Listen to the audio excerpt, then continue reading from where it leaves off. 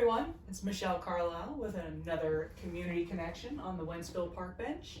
I am here with Don and Eric Wolf, owners, operators, great minds behind Wolf Electrical Service. And I'm sure most people know, okay, electricians, you work with wiring, but how did you get into the business? Started way before high school. Started playing around with toy train sets. Wow. So I was told I couldn't play with them myself, so I had to get my own. So yeah, couldn't be unsupervised playing with Grandpa's train sets. So he got me my own. That's why they were grandpas. Well, we were young. We break everything. I mean, boys, that happens. Yeah. As soon as you turn it back, you start playing with it. All right. And trains evolved into? Yeah, a lot of them had some type of wiring components to it, and it was small, DC driven stuff, but then it just came natural. Wiring that up and getting it all figured out before my dad got home or before Grandpa came back over, I would have most of it all done. All right, so you kind of had an aptitude to start with, and 1 or 2 years later you became a master electrician. A few years, yeah. Yeah, I had to get out of high school first, but yeah. Okay. So there was a little bit more training involved. It's not as easy as I just made it sound. Yeah, high school had a few courses to take, but then I ended up getting into what they call a co-op program in high school, and I got to spend half my day at my high school, and then another day, or half the day at the time was West County Tech, and it specialized just in electrical training for residential. So, awesome. And that basically accelerated the start of my career. Very cool. With the basics, and then right out of high school, I started with a residential company and started the apprenticeship program through the IEC. So 93 to 97, that was learning all about it. The do's and don'ts and whys and do not do's. And there's a whole bunch of, there are some things I'll tackle on my own. Electricity is not one of them. I'll put flooring down, I'll paint. I am not messing with the electric panel. Expertise is valuable, and you should pay for it when you know nothing about it, and especially if you think you know something, but you probably don't. We get a lot of those calls. It's okay. I thought I was gonna, and it went all wrong from there. We don't mind answering those calls. Sometimes we can answer you or fix them over the phone. Awesome. Makes it even easier. You don't even have to wait for somebody to come out to the house. I did see that on your website, that's, I think, like 3/4 of the calls you can answer over the phone. Well, yeah. Sometimes it's just as simple as resetting the GFCI on your countertop or your bathroom or your garage, and most people don't know what those are for, and they turn off sometimes, and if anything else is further along in the circuit, it's not going to work. Yeah. All right. We try to save you a service call fee by answering it over the phone. All right. Very cool. What other kinds of services other than troubleshooting? We're doing a lot of service panel upgrades, change outs. A lot of people are moving, so they have older panels that some of them are more than 50 years old, so they're past their time on their lifespan. So it's time to upgrade them. Some municipalities, for an occupancy permit, they require you to do that. So there's really no question right then and there. If it's over 50 years old, it's probably going to come up, and they're going to ask you to evaluate or have an electrician come out and take a look at it. We do a lot of those. We do generators. We do home generators for the whole home, or just for portable stuff. We can set you up real quick and easy for the portable stuff. You supply your own portable generator, and we can size it to what your needs are. Very cool. A lot of service calls, for simple stuff, small stuff. Sometimes it's just figuring out light bulbs. You would think that would be a no-brainer, but with the LED technology and some of the information that's coming out, and so many manufacturers of light bulbs, some of them work great for some stuff, some don't, and some are dimmable and some aren't. Some work with dimmers and some don't. So the average homeowner really doesn't understand some of that, and again, some of our calls are, I have a blinking light bulb. Is it bad? Is there something wrong? Is What- there what something do I wrong do? with the wiring? Yeah. It's gonna give me a seizure if it keeps going. Yeah, most of the time, it's just swapping out to a different type of light bulb or the proper type of dimmer. Okay. And yeah, those are some of the calls. Some of our calls are whole homes, new homes. Oh, so you do new construction? We do. No, Ground up. we do a as lot well. of custom work. Okay. So we work with customers that have their own vision. We help them light it up. I love it. So, and some of those are the best ones. You get to be there from the beginning of the project to the end and walking away. And Awesome. Real feeling of. It's just rewarding. It's a rewarding career. yeah, it's not just in and out. You're there seeing the customers, dream come true. When they sometimes it might just be a kitchen or a bathroom, but sometimes that's the most important thing. We're in the kitchens and bathrooms all the time.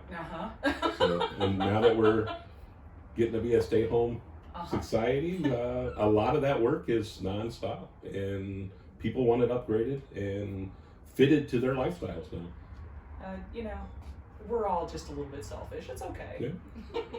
We can make anything, almost anything in a household, smart technology. So we're working with that, and it's changing and advancing every day. So some stuff you can communicate through your phone. Some stuff, I just saw the other day. It's, they have contact lenses that are going to be able to communicate with your phones.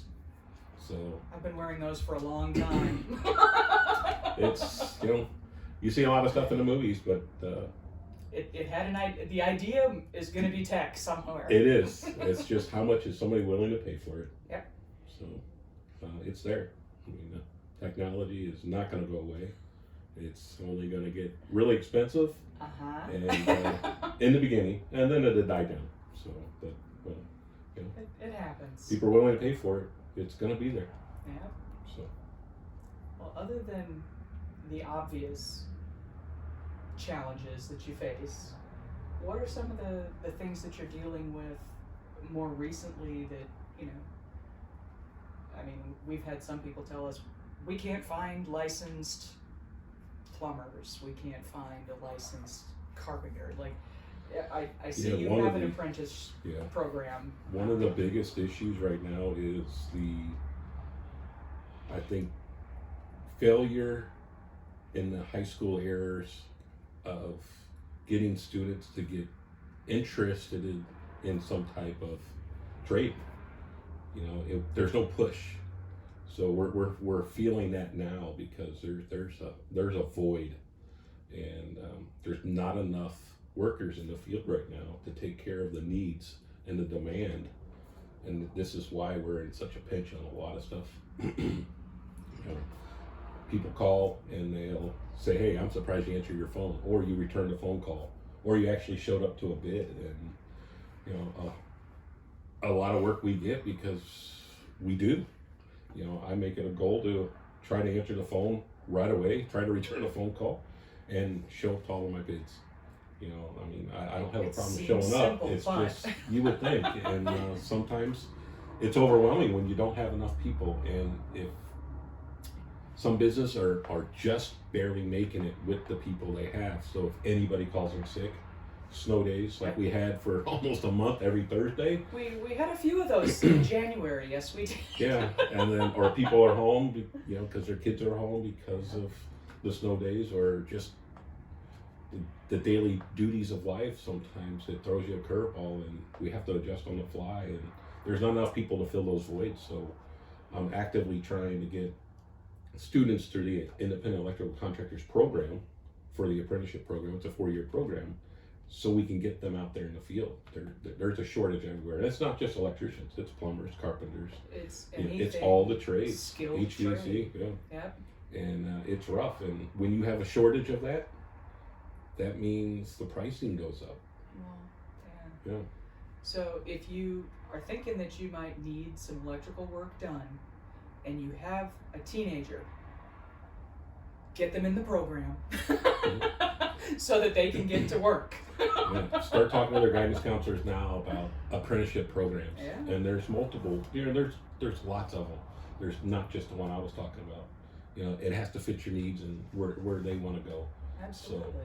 If you push them into it, and it's mom and dad's idea, It's not gonna work. It's not going to work. You know, I taught the program for a while, and I saw that a lot. I'm just here because I was told to be here. It doesn't work. Not the greatest student option. Yeah.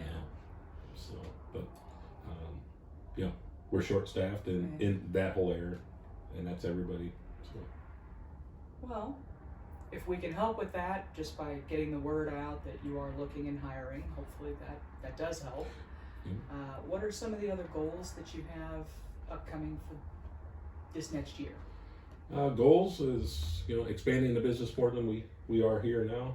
You know, a couple more apprentices, a couple more journeymen, so we can meet the needs of the customers right now and not have a month waiting list.